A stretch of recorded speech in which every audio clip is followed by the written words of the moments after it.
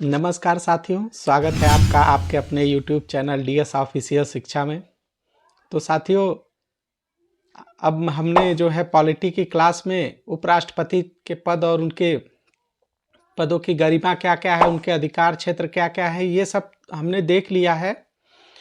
अब आइए देखते हैं मंत्री परिषद के बारे में। हमारा संविधान हमें अधिकार देता है और हमें अपने अधिकार का किस प्रकार प्रयोग करना चाहिए और किस पे भरोसा करना चाहिए, इससे जुड़ी मैं एक आपको कहानी सुनाता हूँ। तो साथियों, कहानी है एक बगुले की।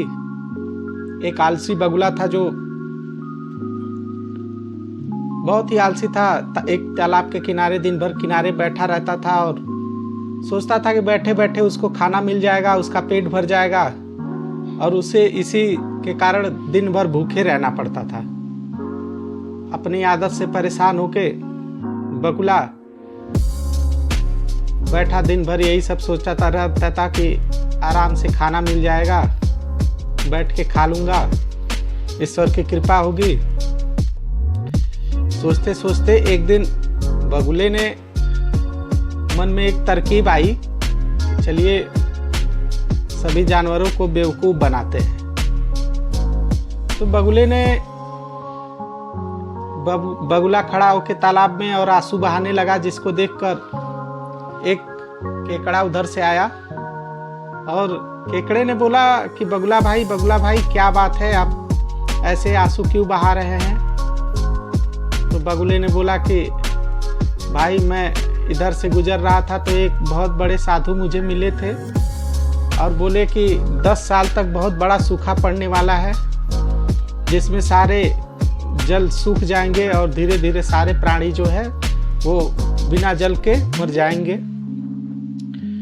तो केकड़े ने जाके ये बात सारे जीवों को बताई जो जल में रहते थे कि एक आए थे साधु बाबा और उन्होंने ऐसा ऐसा बोला है। तो सबने इसका हल उससे पूछना चाहा कि साधु बाबा ने इसका हल नहीं बताया। तो उसने बोला कि साधु बाबा ने इसका एक हल बताया है कि हमें जो है ये तालाब छोड़ के एक पहाड़ी के उस पार तालाब है, उसमें जाके रहना चाहिए।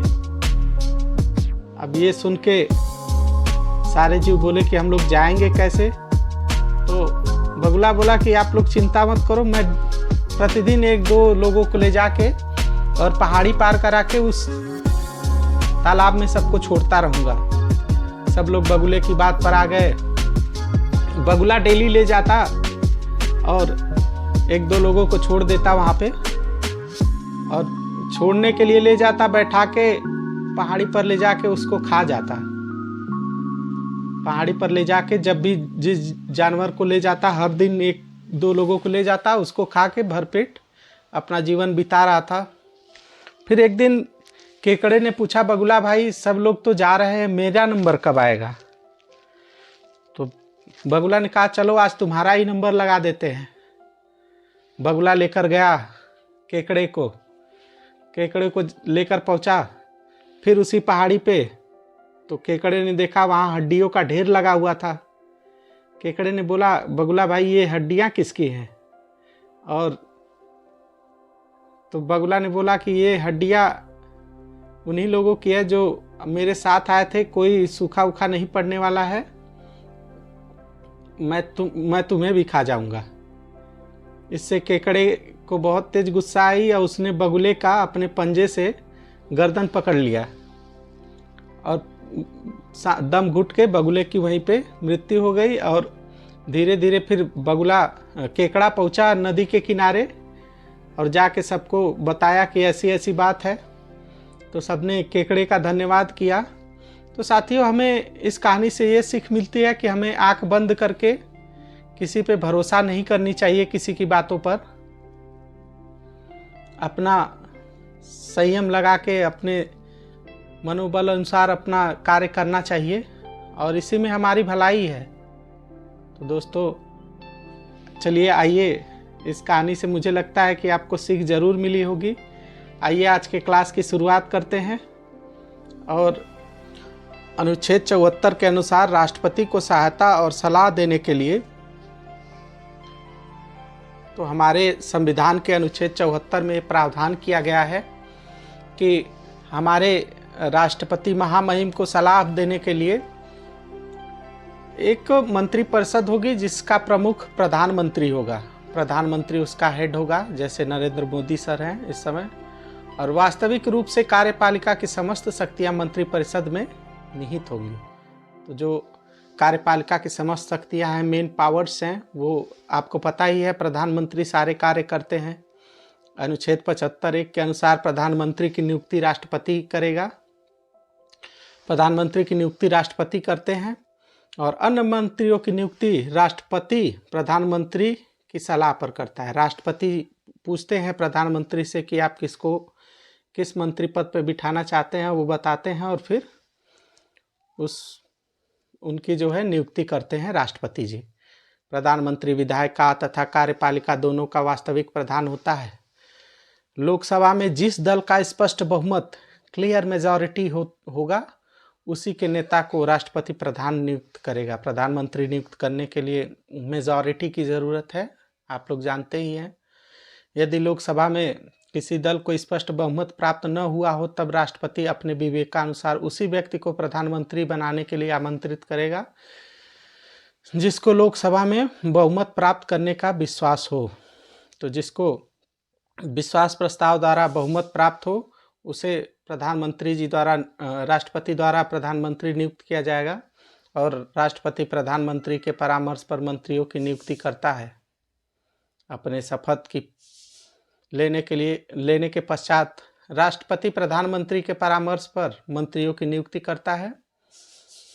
अपने पद की शपथ लेने के पश्चात प्रधानमंत्री अन्य मंत्रियों के नामों और उनके विभागों की सूची राष्ट्रपति को देता है। अनुच्छेद 75(5) आर्टिकल 75 का 5 क्लॉज में मंत्रिपरिषद का सदस्य बनने के लिए यह आवश्यक नहीं कि कोई व्यक्ति संसद के किसी सदन का सदस्य हो, परंतु मंत्री बनने के बाद संसद का सदस्य न होने पर 6 महीने के अंदर संसद के किसी भी सदन का सदस्य बनना अनिवार्य है।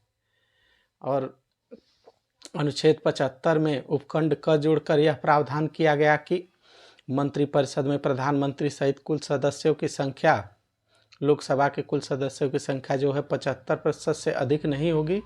91वें संविधान संशोधन 2003 द्वारा इसको जोड़ा गया।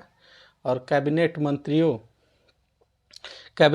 का समूह भारत के प्रशासन की सर्वोच्च इकाई है। यह सरकार की नीति का संचालन करती है। तो सरकार की नीति का संचालन यही करती है 44वें संविधान संशोधन 1978 द्वारा। अब इस शब्द को अनुच्छेद 352 में शामिल कर लिया गया है। आपातकाल लागू करने के लिए राष्ट्रपति को भेजे जाने वाली लिखित अनुशंसा पर कैबिनेट मंत्रियों के हस्ताक्षर का होना अनिवार्य कर दिया गया है। कैबिनेट मंत्री की सहायता देने के लिए राज्य मंत्री और उप मंत्री की नियुक्ति की जाती है।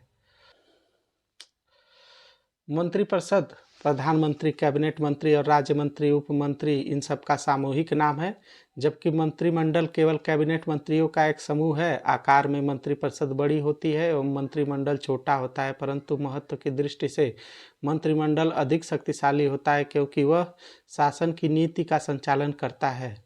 अनुच्छेद 75(3) में कहा गया है कि मंत्रिपरिषद लोकसभा के प्रति सामूहिक रूप से उत्तरदायी होगा। फिर है, अतः मंत्रिपरिषद के किसी एक सदस्य के विरुद्ध अविश्वास प्रस्ताव पारित हो जाता है तो उस दशा में संपूर्ण मंत्रिपरिषद को अपना त्यागपत्र देना होता है। अनुच्छेद 74-75 यह एक संवैधानिक निकाय है जिसका निर्वर्णन संविधान में किया गया है। तो साथियों, आपने मंत्रिपरिषद देख लिया, आप कल मंत्रिमंडल एवं अन्य मंत्रियों को देखेंगे। तब तक के लिए जय हिंद, जय भारत, भारत माता की जय।